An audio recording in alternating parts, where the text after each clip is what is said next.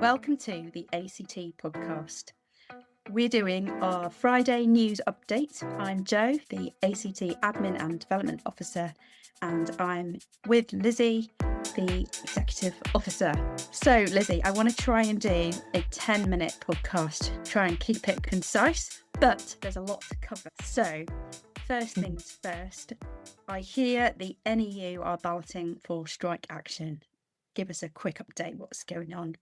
Oh, yes, absolutely. So, indeed, there will be potential strikes again. The NEU have announced that they are going to hold a formal ballot in the autumn if the government sticks to its current proposed pay deal. Now, the government has proposed, or recommended, I should say, a 6.5% pay increase, which is to be spread over 3 years. But the union says that it's below inflation, it's unfunded, and would indeed worsen the pressures that are already on schools with all the different financial and workload challenges they have. Well, we're living in chaotic times, aren't we? And, by next week, Keir Starmer may not even be our Prime Minister. Who knows what is going to happen? There's a lot going on, isn't there? There certainly Um, is. It's a time of political upheaval. But then, do you know certain. what? I think it's been upheaval for the past few years. I think we're in an era like no other.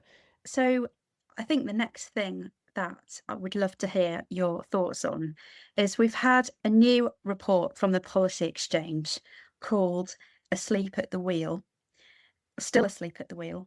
Yes. And it's a 48-page document, which I think sounds like it could be quite exciting times, pushing the government to actually make some proper changes. But what are your thoughts? Tell us what it's all about. Well, just to give you some context, the initial report that the Policy Exchange published about 3 years ago was called Asleep at the Wheel. And that was documenting the proliferation of all kinds of ideas, particularly about transgender ideology, gender identity, and other things to do with sex education that were being taught as fact in many, many UK schools. And that was the catalyst that triggered a panel to be looking at the state of RSE in schools, and then eventually led to guidance being changed and ultimately brought into a much healthier place. It may not be perfect, but I do think it's in a much better place than it was. But this report, which was published this week, claims that in the interim, transgender ideology in particular still continues to impact secondary schools, particularly in England. There have been improvements made, and it was based on responses to freedom of information requests. About 573 schools found that only about 43% of schools inform parents when a child is experiencing and expressing gender dysphoria and asking to change their gender identity. It also found out information about single-sex toilets.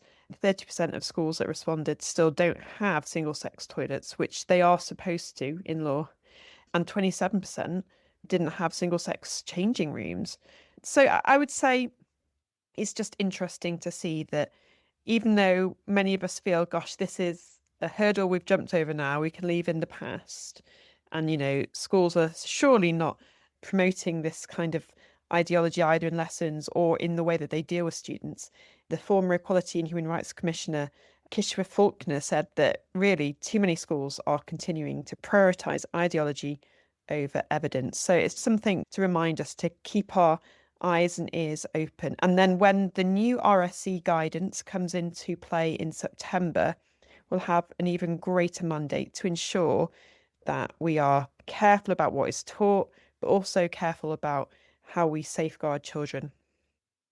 And I think looking at some of the statistics here, it shows that there is significant progress. The trajectory is really helpful, and yet there's still such a long way to go. And I think we really need the government to say exactly what schools need to do. That's really important, isn't it? So the recommendations that they're giving in the report, there's some really good things. For example, making sure that Ofsted enforces compliance on the safeguarding inspections, introducing a confidential whistleblowing hotline. That's really positive, isn't it? Because it's not just Christians who have concerns over some of these approaches, is it? No, it's not. And in fact, oftentimes it's been the sort of secular groups or groups that don't have any particular religious or any other ideology that is sort of leading them that have been a bit more forthright about this. I would say it was encouraging to see an article written this week with a statement from the Department for Education included that expectations around RSE, around teaching relationships and sex education are clear. Gender identity is an area of significant debate. Schools should not endorse any particular view and teach it as fact. They should not be teaching the idea that all people have a gender identity.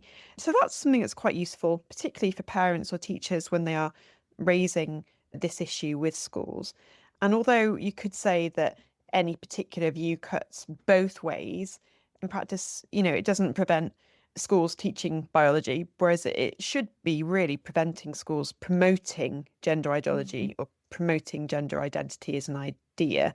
So yeah, I think there is progress, but let's not rest on our laurels quite yet. Absolutely. And I think one of the key things as well is how important it stresses that family needs to be involved, parents need to be involved. And I think that's one of the key things that you're discussing in the journal coming up in May half term, isn't it? It sure is. That is the focus of our upcoming journal, basically on the biblical mandate that parents should be having a key, in fact, the most important role in the education of their children. That doesn't mean that they should all be home educating, of course not. But it does mean that as Christians, we should be particularly thinking about the role that parents have working with them to include them, to respect their role, to support their role as much as possible.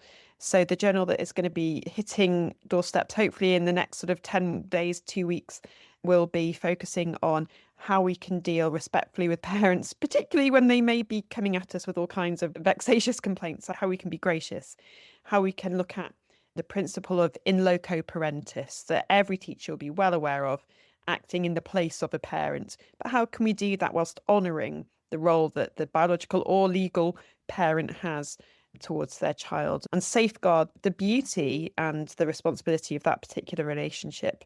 Yeah, so hopefully it'll be an interesting read. Fantastic. Well, big stress at the moment. Exams. Tell me about it. Yeah, absolutely. My son is doing his SATs, and we started off. I mean, I know SATs are not the only exams underway, but just sort of from a personal perspective, he started his SATs on Monday. He skipped out on Monday afternoon, very happy. Didn't come out skipping yesterday. Didn't go quite so well. So there we go. Yeah, and hires in Scotland are well underway. Yeah, the maths paper sounds like it caused a lot of stress Yeah. amongst that cohort. GCSEs just starting, I Yep. believe. Yep. But Yep. Absolutely. golly, yeah, whether you've got young people in your house or you're overseeing them at school, we're praying for you. We really are, aren't we?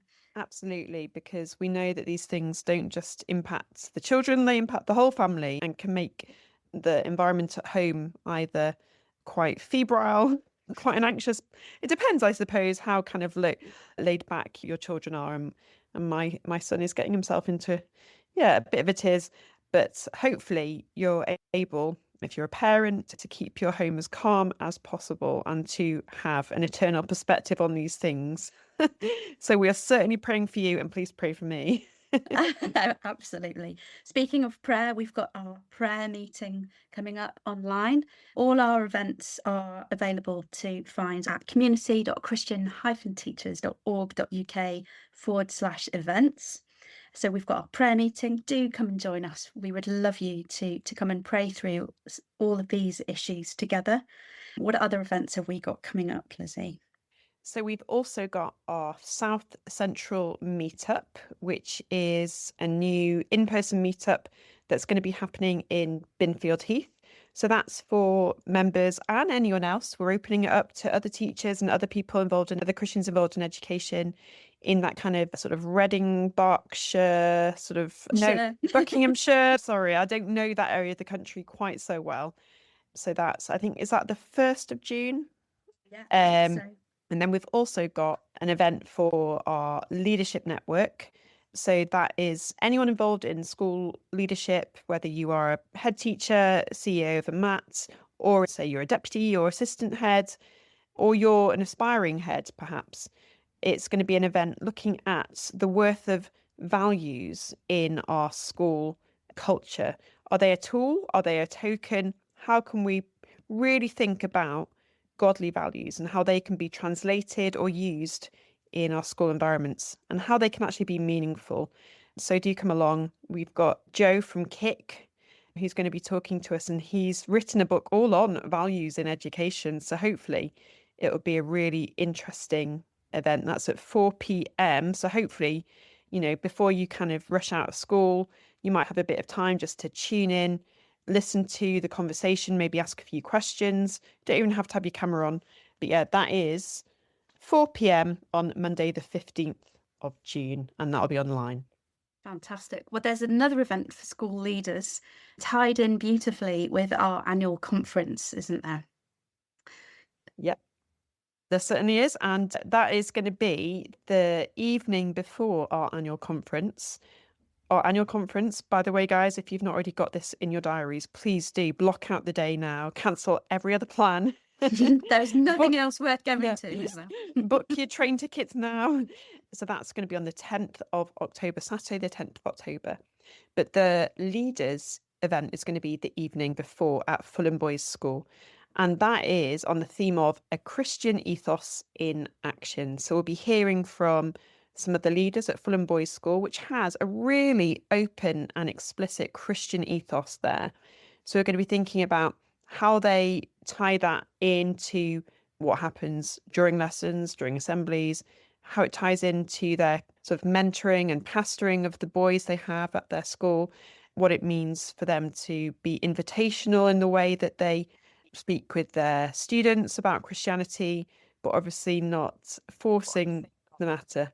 So yeah, looking forward to seeing more of that. And it is a remarkable school. Come and see on the Friday afternoon. You'll get a tour of the school. You'll get to hear more of what it's like actually there and how they really create this ethos that is really unique, but really beautifully Christ-centered, but inclusive of all boys. And then the actual conference itself on the Saturday, the 10th of October, is all focused around our resource that will be launched there, Living for Jesus in Education. So talk us through our speakers and what that's going to involve. Yeah, so I mean, that sounds like quite an open-ended topic, living for Jesus in education, but ultimately that's what we all want to do, isn't it? As Christian educators, we want to be shining the light for Jesus in the midst of what can sometimes be a dark place. So yeah, we're going to be thinking about what it means to point to Jesus through our work.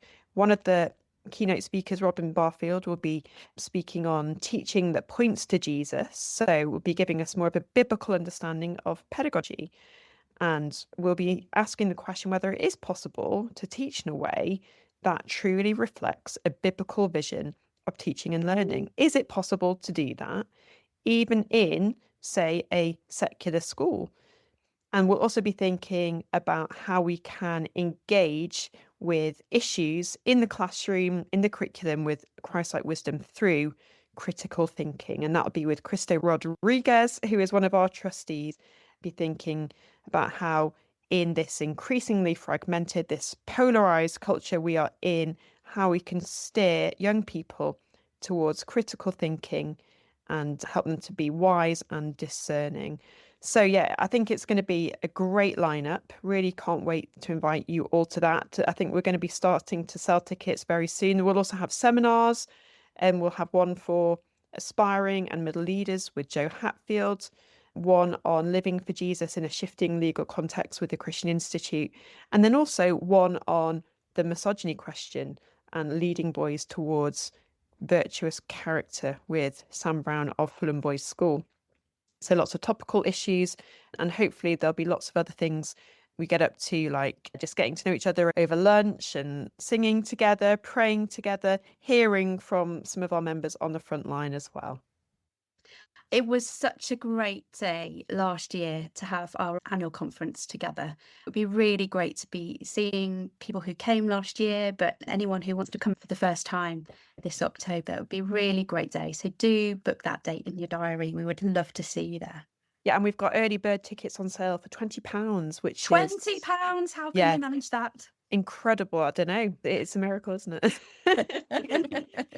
Great. Well, we've gone way over the 10 minutes that I had planned, but do head to our events page to see all the different things we've got going on, our news page for articles. You'll be getting the journal if you're a member through your door very soon. Do come to our prayer meeting in, I think, June the 8th. Yes, you're right. It is June the 8th. June, right. Well, I'll leave you there. Thanks, Lizzie. Lovely to talk. Bye, everyone.